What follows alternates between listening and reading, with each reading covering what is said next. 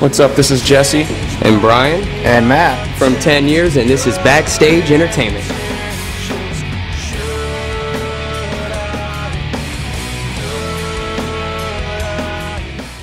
Here with Lafrentz, Backstage Entertainment. And guys, we are sitting here with 10 Years. 10 Years, say hello. And if you guys want to, we kind of got to talk a little loud. We got they're setting up out there already. I mean, we are taking you guys backstage, what you guys see all the time. Let's introduce yourselves, tell your role in the band, just in case the fans don't know this yet, but they should. I'm Matt, I play drums. Jesse, I play the microphone. And I'm Brian, and I play guitar. Let's start off with the name 10 Years. It's kind of unique in a way. Where did that come from? It originally came from a song title, like one of the very first songs ever written, and sort of needed a name at the time, and it seemed ambiguous and cool, and it stuck. But the more and more we went on with it, we were not talking about the name of it, and it made it even more mysterious, and people just wanted to know, like it's this big dark secret. But it's really just it was a song title originally, and then a reference in time. I think 10 years in anyone's life drastically changed. Yeah, exactly. Now tell us a little bit about the story of how you guys formed as a band. It's high school, really. I went to high school with Tater, and I knew Lewis. He and I played other bands together, and we just kind of started that way. And then as the band kind of progressed, as we got older, like we met Jesse, and just things slowly fell into place. We were all just playing music in the same small town in Tennessee, and it was kind of like hand-picking who we thought to be the best people for what we wanted to do. You guys have a new album that just released called Feeding the Wolves. Tell us a little bit about how that name came to be, because that, like 10 Years, is unique in itself. Where did the Feeding the Wolves come from? Feeding the Wolves, it's a lyric in our new song, our new single, Shoot It Out, and there's a lyric in there that says, "You're feeding the wolves, don't you know better?" And I think, when you take something that you're so passionate about and you love and you're so excited, and you keep having to stamp the product on it, and turn it to this product that you have to sell, and you find out the more you get into it, there's all these other cooks that try to get in the kitchen and turn you into something you didn't expect to turn into, or so on and so forth. It's like you're feeding the wolves, don't you know better? And it's almost like it's a give and take. You have to feed them to keep them at bay, but if you feed them too much, they'll consume you. So it's totally about the industry and how we come from trying to be creative people and trying to write songs because that's what we love to do. But then all of a sudden, when you start doing it for a living, and when your mortgage payment depends on it, and when feeding your family depends on it, and it's not even just our families, it's everyone at the record company, everyone who manages you, your accountant, everybody has their hands in your pocket. So it's like you have all these people looking over your shoulder going, "Hey, write a hit, we need a hit, you guys need a hit, we need a hit too," So it's Shoot It Out. I mean, essentially is like they just want you to shoot out a single like it's that easy. But it's you do have to, once you get signed and you do it like that, you have to play the game a little bit, and you have to feed the machine, but you have to find the fine line between keeping some of your integrity but then pleasing everybody involved as well. So it is a give and take world, especially in the industry you guys are in. But you guys see great rewards out of it. You guys now we talked about Shoot It Out being your single off of the album. What are a couple other songs you think is really going to step up to that next level too? I mean, Fix Me is a favorite amongst the band and a lot of the fans that we've talked to. And honestly, I mean, it's a catchy melody, and the music is cool, but ultimately I think people relate a lot with the lyric in that, because the chorus is basically just talking about being fine with yourself and being content with yourself, but having other people around you always tell you you're not good enough, or you need to change because of whatever reason. And it's like, don't try and fix me. I'm not broken. I'm fine exactly where I'm at, and I think everybody's felt like that at some point. Who actually writes the lyrics of your guys' song? Where do they come from? I mean, it becomes a group effort when people want to get involved, but he helps out a lot. Lots of times they let me just go away and live in my own little world with the lyrics. So they let me have my little bubble space, and then I come back and just sort of put everything in the pot and stir it up and see what happens. You know? Exactly, exactly. Now performing has got to be pretty cool for you guys to do. What are your favorite songs though? I mean, each one of you probably has a favorite song to perform. What would that be? We'll start with that. I have two because they let me do whatever I want on them, basically. Russian Roulette and 11 a.m. are definitely my two favorites. I enjoy the entire set, but those two are the highlights for me. We basically tell them, play a drum solo through the whole song. It doesn't matter. Just do your thing. And they tell him. I'm like, trying to sing over it. Like, yeah, it's awesome. It turns out to be really fun. I enjoy playing Russian Roulette. And a new one that we do, it's very trying vocally to sing, but I still love the song, and I love the energy it puts off as a song called The Wicked Ones. That's my favorite to play. The Wicked Ones? Yeah. Okay. It's just hard to sing, but yeah, it's fun. Now, what do you guys do to prepare yourselves to take the stage? I mean, Jesse, you probably got some, routines you go through to get your voice ready, things like that. But what does everybody do to get ready to go on stage? It's funny because there's a back part of the bus, there's a middle part of the bus, and there's a front part. And they're sectioned off with doors, and every part's doing something different. Like I'll get in the hallway and just pace back and forth and do vocal scale warm-ups and stuff, and then our other guitar player Tater's in the back just cranking music to a deafening volume, and then the rest of the guys are up front just, I don't know, because I'm in my own little world, I just do these warm-ups. Matt and I eat chips and salsa, and that's pretty hard to do. No, I couldn't do that and go on stage.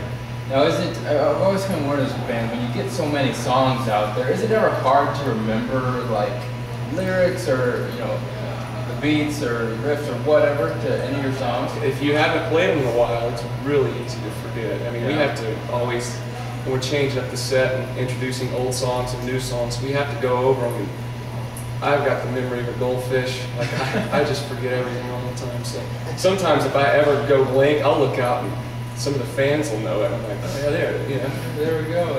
It's sort of like, I mean, you have that option of just holding the mic out, hey, sing along. Yeah, it's like if I had to tell you the lyrics, like without singing them, I probably couldn't remember them. I have to sing the song and never remember the lyrics. Right, exactly. Now, when you guys do have some time, like going from show to show, you probably have quite a bit of downtime. What's one of your guys' favorite things to do during this downtime? I mean, you probably rock out to other bands or things like that. What would that be as your favorite pastime on the road? Eat. Eat and sleep, that happens a lot.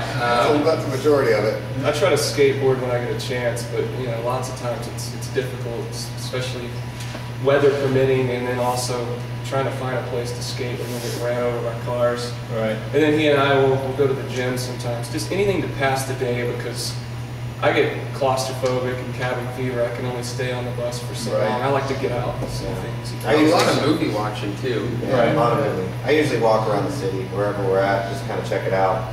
Go for like 4 or 5 blocks and just kind of see what's in the area. Unless it's scary, and then it's like, I'll just stay in the bus and watch TV. Yeah. When you guys are walking around, would you ever get anybody that's, hey, I know you're from 10 years, or is it? Yeah, it happens, definitely. I mean, especially when you're right in front of the venue. Right. It's cool for people to know you and be stoked to see you. What would you guys be doing if you were not in the band? Or you know what job you were doing before you started the band, or what would you like to be doing, something like that? You're first? Well, let's see. Something probably in business. I don't know. I mean, I love business. So either that, or I mean, before the band took off, I was like doing landscaping. Oh. So, but that actually worked well for me because I'm kind of in my own little world doing my thing, and all I did was try and write songs in my head all day. So it kind of, it catered to making this other thing lift up. Exactly. I don't think he'll ever stop doing music, no matter what. It's just he's always that guy. Yeah. I mean, I enjoy being anything creative. Like, I would love to have a full art studio and create different pieces of art, painting, sculpture, and stuff like that. Because that's another thing when you're by yourself and you can just sort of turn off everything around you and just get caught up in the moment. He draws a mean stick figure. I'm Pretty talking good. like He has at least 4 muscles on him. Nice. Well, since I'm the new guy, I've actually been a professional musician for a long time. I'll probably go back to, I'm from Orlando, and work in the theme parks there and teach. And my dad owns a recording studio that he wants me to take over when my mom told me when I'm done with the drumming thing. So moms always do that. Yeah. When you're done with your thing, you're like, Mom, I've had plenty of success. I've been playing since I was 3. Kind of a tough question. You may need to think on this one. If you could be one person, anybody, for one day, who would you be? Oh, wow. But you seem like you already have some swirl around your head. No. Well, yeah, but no. It can be inappropriate. We can edit. That is a tough one, man. Oh, I know. I think it'd be cool to be any celebrity that's noticed by their face, just for a day, just to see what it's like. Because I think that a lot of people, you're always on the other side of it, looking at them. You know, we're the voyeurs looking on their lives, but you almost get to see what they go through. Right. I would never want to be like a Johnny Depp for a week. Yeah. But for a day, you could probably see what he goes through, or Brad Pitt, or anyone like that. Exactly. Long enough to transfer his funds into my bank account. There we go. That's a good I think idea. I'd like to be Tony Hawk for a day. I think that'd be pretty cool. Yeah. But that means you have to be able to skate, you know, like. I know that. I used to skate. If you're Tony Hawk, you already have that ability. Yeah. So. Yeah, so you get their skill with Yes, it, right? yeah, You get skill their set. Exactly. skill set and everything. Exactly. Yeah, that would be cool. Be Sylvester Stallone over the top. Oh. There you go. The craziest thing you guys ever encountered, like during the show on the road, have you ever had like an obsessed fan you got to beat off with a stick or anything like that? Yeah. Just recently. Yeah. I'll tell you one thing that was pretty crazy is we played a club in Nottingham, England one time, and we were standing outside after the show, and this guy came up, you know, like homeless or whatever, and asked for money. And I mean, we honestly, we were just there on tour. We were all broke anyway, so we didn't really have money to give him. Yeah. And then he got really pissed off and pulled out like a needle, like a syringe type thing, like he's been shooting up, and he started running after us saying he's gonna give us AIDS. It's pretty wild. Pretty wild. Yeah. So yeah, they're starting to prepare down there already. So if you guys haven't heard, the key word is AIDS. AIDS. One has AIDS. Homeless person trying to. And then our bass player Lewis was in a taxi cab in Washington D.C. that got shot up. It was and like wrecked into another car. Like Yeah. A movie. Yeah. the cab driver was involved in a drug ring and someone was trying to kill him. And No Lewis is kidding. like, oh, fireworks. And the other guy pulls him down. It's like, that's not fireworks, you idiot. So Wow. we saw a completely naked girl crowd surfer one time. That's pretty interesting. In the daytime, the festival, just completely butt-ass naked. Not as crazy, but more awesome, really. Okay. Anything else? No. Not compared to that. Mom and Dad, I haven't seen anything like that. Last question we have for you guys. Tell the fans where they can go to learn more about 10 years. Honestly, just, 10 Years is on Facebook, MySpace, Twitter. 10yearsmusic.com is the site, 10yearsmusic, and and Twitter. And we only put just retarded, stupid stuff on that, but Yeah. it's still interesting. Yeah, good. It's fun. All right, once again, guys, 10 years. My name is Jeremy Lafrentz, Backstage Entertainment. Check us out.